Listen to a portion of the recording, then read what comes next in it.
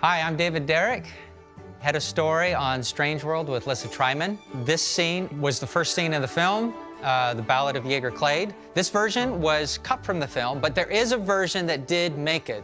In a lot of our sequences, they'll start out with a germ of the idea, and as it evolves, that old sequence will be completely replaced. So you'll see in this sequence that Searcher never went on the expeditions with his father Jaeger, and he has to watch and wait for Jaeger to come home. And the animosity that he has with his father deals with that separation. Ultimately, we decided we wanted to have them together and to feel the separation very personal with one leaving the other. And so we drifted from that concept. But you can still see in the DNA of this scene what was ultimately in the final scene. Come around, boys and girls. Let me tell you how Avalonia became Avalonia. How we grew from a tiny little village surrounded by the great mountain wall into the incredible civilization we have today. We have one man to thank for that, a legendary explorer named Jaeger Clade. He expanded our world from nothing to something, his muscles so strong, his mind so cunning. He explored every corner, cut down that dark jungle. He made way for Avalonia. Well, it was barely a struggle. And then came a kid, a son named Searcher. Skinny little tyke, loved being held and nurtured. As soon as they met, Jaeger had no question. Searcher Clade was made to follow his father's legend. But Searcher had his own ideas of what he wanted to be. Instead of fighting and exploring, he loved planting crops and hugging trees. He tried to tell his dad, confess his truth, but Jaeger had other things on his mind. One last mission to do. For there was still a stone that was left unturned, the great mountain wall that encircles our world. A mystery no other explorer could crack. Jaeger swore he'd get past it, but instead, he never came back.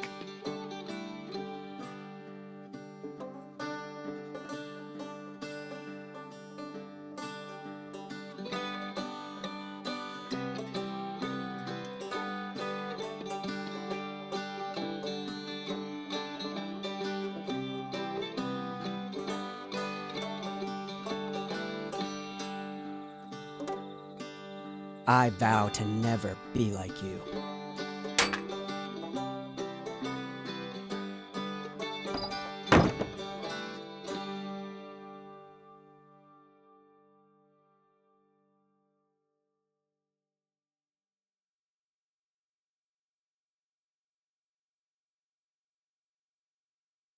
The scene you're about to see is called Lightning Links, and this one deals with Meridian's backstory. Meridian as a character was one that we did a lot of work trying to find the right balance on, trying to tell the story of who she is in relation to her family, but also try and convey a sense of who she is as an individual. And for a while, we had this backstory for her that was based on this amazing story pitch by Samantha Vilfort, who's one of our board artists who boarded the scene, where she was a stunt pilot who loved to fly, was really great at her job, and then one day her plane crashed and she barely walked away from it alive, and it left her so scared to fly that she hadn't gone up in the air since then. And the act of getting in that crop duster and going after her family and going on this adventure was actually helping her to confront a lot of past trauma and ultimately to overcome it. It was this really beautiful story, but it was one that we felt we didn't have the screen time to properly honor.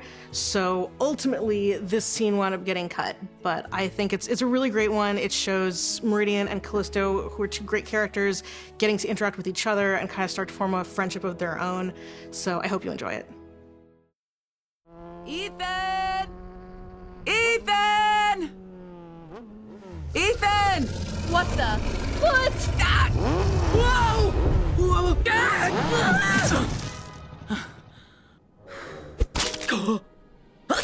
Get up! Get up! Get up!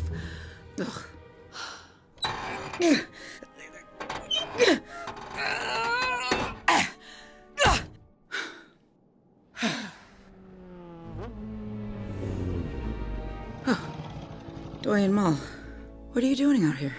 Well, when the 2 civilians in your care suddenly go missing, it really shakes up your to-do list. Also, these gifts are kind of expensive. Sorry. Ah, the old Lightning Lynx logo. I'm a big Air Derby fan. You were one of the best. Thanks. I was there, during your last stunt show. Oh, it's good to see you're doing well. It must have been hard getting back in the air. Try terrifying. But you did it. That's something. Only because my family's in trouble. That stupid crash is gonna be my legacy. Well, it's never too late to build a new one. Especially when you have a good reason for it. I see why you're the doyenne. You're pretty good at it. Huh. That should be my next campaign slogan. Doyenne Mall. Pretty good at it.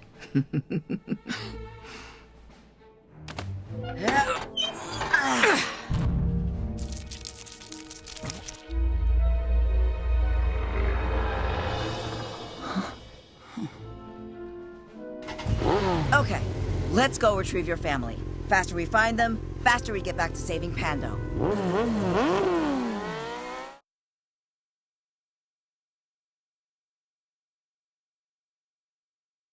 You're about to see the sequence named Funerals and Promises. This sequence really was a beautiful sequence, a powerful one, that showed the loss in Searcher's life, losing his father, but then the turn in the scene was that he found Pando, right? He found this new power source. That same story point actually totally plays out in the movie. We just combine them with the previous scene.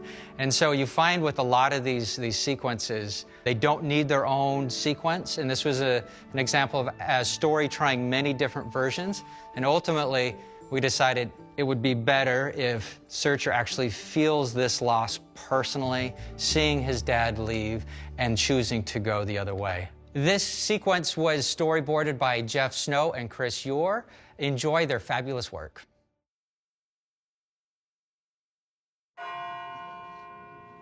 Jaeger Clade was the best of us. And though he never returned, we now have an answer to our greatest question. If he couldn't pull it off, it's clear now that it can't be done. There is no path to the other side of the mountains. The cost in hunting for it has taken too much from us already. It is time to finally say goodnight to the age of exploration.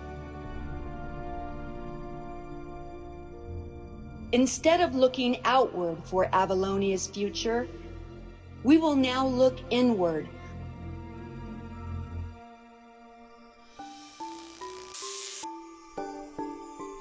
For it will be our minds, not our muscles, that will craft our future. No longer will we seek to conquer more land, but instead we'll find better ways to control and utilize what we already have. This is how we will make the world a better place.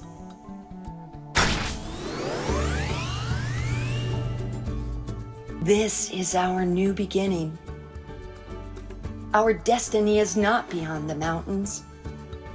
It's already here, in our hands.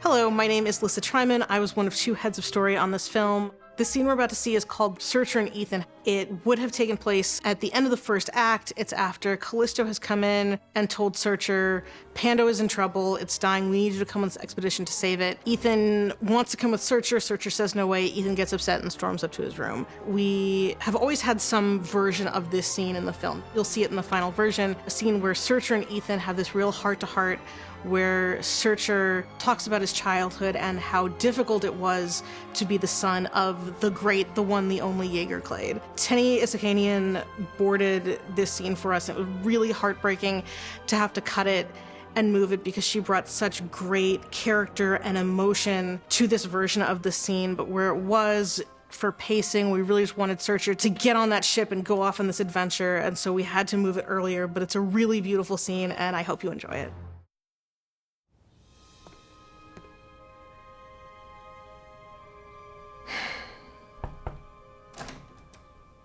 Hey, bud. Dad, come on. I can take care of myself. Ethan. You're the one who's always talking about father-son moments. This would be an epic father-son moment. Ethan. Besides, going on an expedition sounds cool. Ethan, being an explorer isn't what you think it is. And how am I supposed to know that, Dad? You never talk about Grandpa.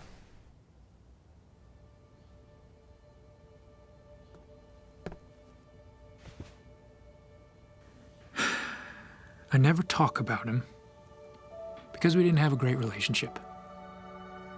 Everyone thinks of Jaeger Clade as this amazing hero, but that's only because they didn't have him as a father. To me, he was just a really bad dad. He only cared about conquering those mountains. I only care about you and our family, our future. This place is meant to be yours, Ethan. And I am going to do whatever I can to make sure you get it.